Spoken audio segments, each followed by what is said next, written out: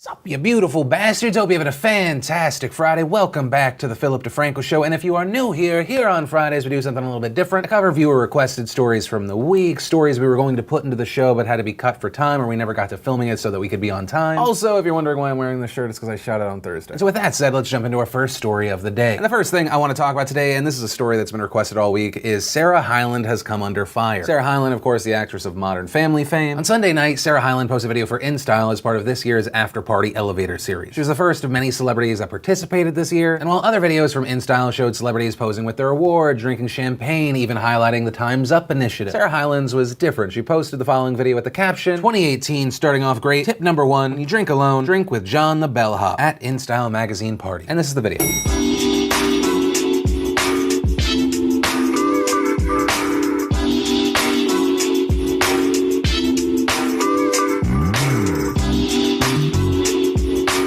So in the video, we see Hyland drinking champagne, she's acting tipsy, she tries to leave the elevator, stumbles backwards into John the Bellhop's arm. And almost instantly, the criticism and hate was getting thrown her way. People saying it was inappropriate given the recent focus on sexual harassment. People saying that it was in poor taste because on Sunday, so many people at the Golden Globes were standing up for women being taken advantage of. To read a few. Really, in this climate, you show a young girl drunk and falling into the arms of an older man as doors close to give her no escape? Tone deaf much? Why is she allowing a man to touch her inappropriately? Is this not going against what the night stands for? But we also saw those rushing to her defense. One user asking, what about it was poor timing? It would have been inappropriate if she was dragged back into the elevator or doing something against her will. Clearly not the case. It was a cute video. People need to stop trying to make everything offensive. Others calling it harmless. Hyland's only response to the criticism thus far was a tweet where she wrote, hashtag John the Bellhop is a very nice old man, FYI, completely sober. And I will say personally, I land on the side of, this isn't really offensive. Like, I pride myself on trying to see where other people are coming from, putting myself in someone else's shoes and then viewing the situation. Like, I just went back to the video and it's amazing to me that this story has continued throughout this week getting new coverage. User Jenny Z 2013 writing, this is so trashy and I cannot believe you haven't taken it down yet. What in the world would make you think that you doing exactly what we are blamed for doing all the time would be funny? So many young women look up to you and this is what you find funny? You are not funny at all. If I was already angry in general, I could make myself furious about this video. Like if I really wanted to, I could get angry at Sarah Hyland for treating John the Bellhop like an object. This guy, who's definitely a real bellhop and not an actor, is being used like a prop. He's just trying to do his job. Sarah Hyland's using him like a bookshelf. She then steals his property and she would have gotten away with it too if she didn't stumble backwards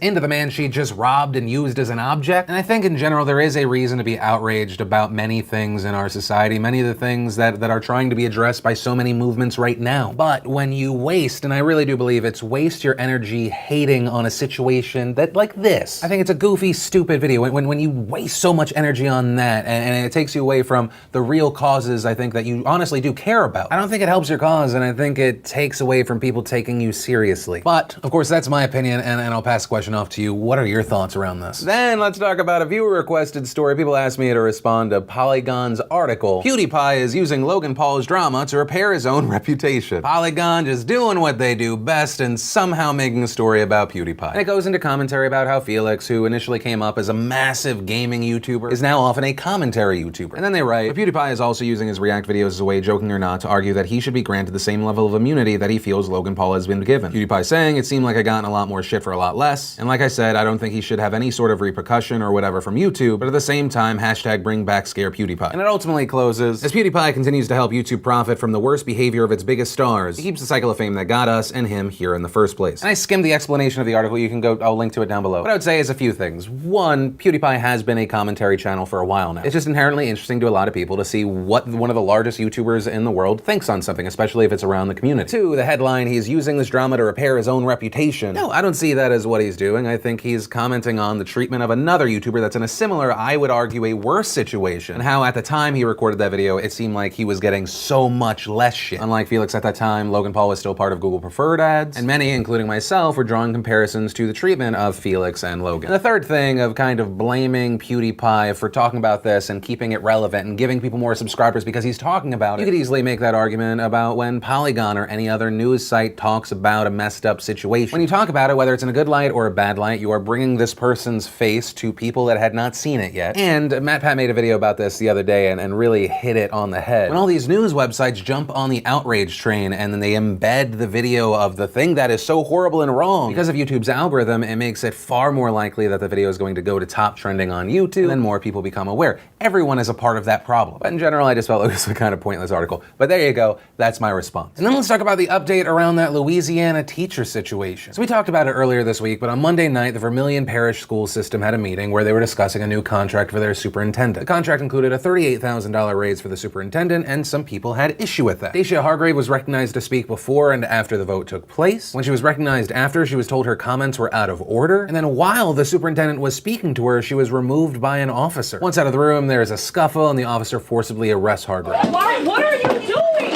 What are you doing? Don't. Can you explain? Are you kidding me? Stop resisting. I am not. You just pushed me to the floor.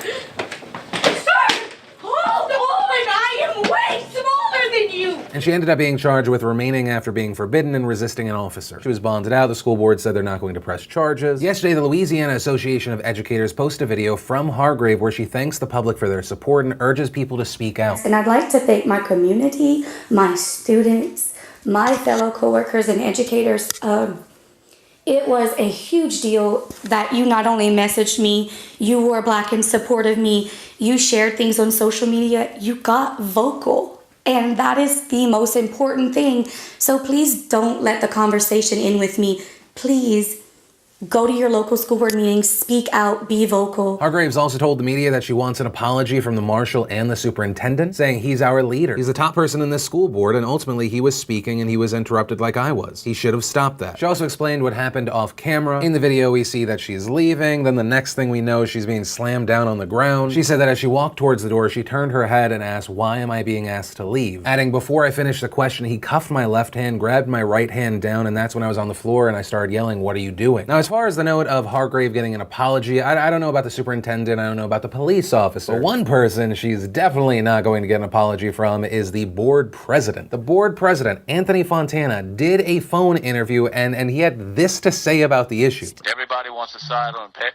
Oh, the poor little woman, she got thrown out. Well, she made a choice. She could have walked out. And nothing would have happened. Then in a separate comment, adding, she was interrupting the board meeting. She wouldn't allow that to happen in a classroom, and now she's going to pull that stunt? A board member was getting ready to speak when she cut into him. That's when the officer acted. I think he acted properly. Okay, so there are a few problems all around. One, I want to say, Anthony Fontana, you, sir, are a cunt. Oh, the poor little woman. Oh, good, someone that has power being dismissive. Two, the note of she wouldn't allow that in a classroom. I have a feeling that her middle schoolers probably wouldn't be forcibly arrested by someone. Especially three, when she was having a back and forth with someone on the board after having just been recognized. And so where we are right now, the governor of Louisiana has said this is a very unfortunate situation, saying there's going to be an investigation. Also conducting an investigation, you have the ACLU, along with the Louisiana Association of Educators. And so to Anthony Fontana and any of the other dipshits on that board that agree with Fontana, I have this to say. It's not about her being a woman, it's about there being a person trying to speak on an unjust situation. In a situation where there are many allegations of corruption. You have someone trying to be peaceful and engage in this democracy and they get shut down by law enforcement. And it's just a disgusting abuse of power. Then let's talk about Shithole Gate. Literally no one else is calling it that. I just wanted to say Shithole Gate. According to the Washington Post, Thursday in the Oval Office when lawmakers floated the idea of restoring protections for immigrations from Haiti, El Salvador, and African countries, this is part of a bipartisan immigration deal. Trump reportedly said, according to multiple sources, why are we having all these people from shithole countries come here? Trump then suggesting that the United States should instead bring more people from countries like Norway, whose prime minister he met with on Wednesday. The president then suggesting he would be open to more immigrants from Asian countries because they help the United States economically. Then saying, why do we need more Haitians? Take them out. The Associated Press also reported on this. And soon after, the White House responded to this report saying, certain Washington politicians choose to fight for foreign countries. President Trump will always fight for the American people. The president will only accept an immigration deal that adequately addresses the visa lottery system and chain migration, two programs that hurt our economy and allow terrorists into our country. And then there's some more stuff, but none of it's denying the comment. And the statement goes on, but if you paid attention, at no point do they say the president of the United States did not say this. They don't, and the fact is, most people that heard this news went,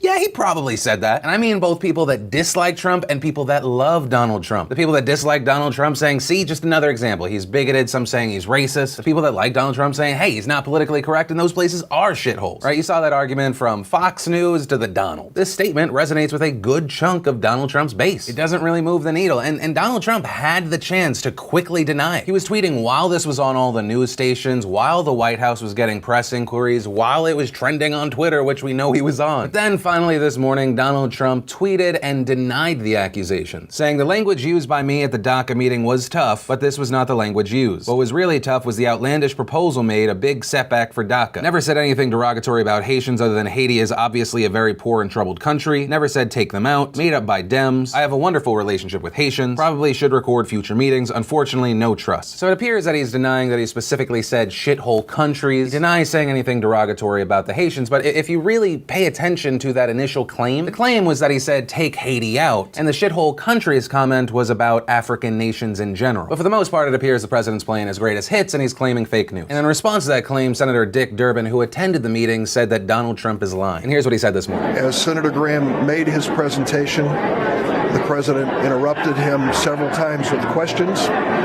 and in the course of his comments, said things which were hate-filled, vile, and racist. To no surprise, the president started tweeting this morning denying that he used those words. It is not true.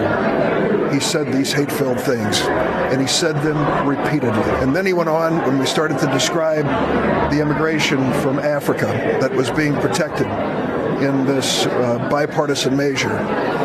That's when he used these vile and vulgar comments, calling the nations they come from shitholes.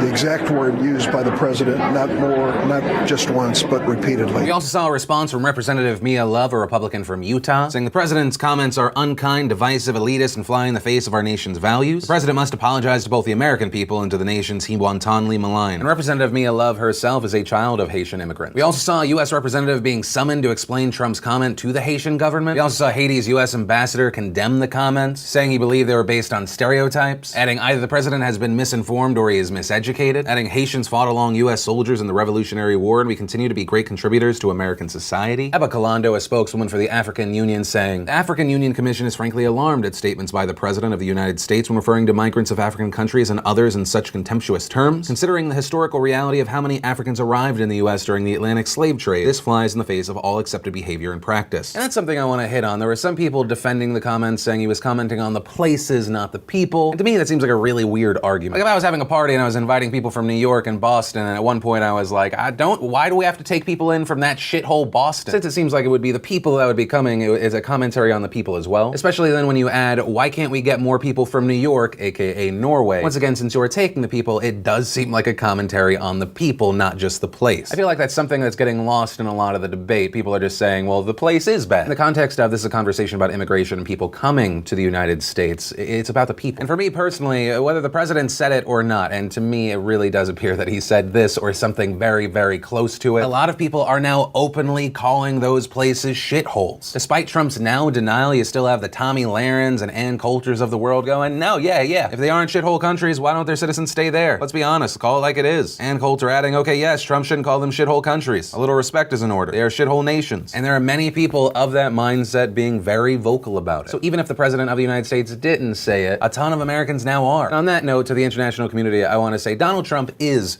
my president, but he does not speak for me. Right? This is something that even our Secretary of State Rex Tillerson has had to say in the past. Donald Trump speaks for himself. The president speaks for himself, Chris. There are people in this country that agree with that sentiment, but they are not the majority. That's where I'm going to end that one. I'd love to know your thoughts on this, whether you're left, you're right, whatever. What do you make of the situation and how do you feel about it? And that's actually where I'm going to end today's show. And remember, if you liked this video, you like what I try and do on this channel, hit that like button. If you're new here, hit that subscribe button. Make sure you don't miss these daily videos, which actually, if you did miss yesterday's show, you want to catch up, click or tap right there to watch that. Or if you need something a little lighter, want to watch the newest behind the scenes vlog, click or tap right there to watch that. But that said, of course, as always, my name is Philip DeFranco. You've just been filled in. I love yo faces, and I'll see you Monday.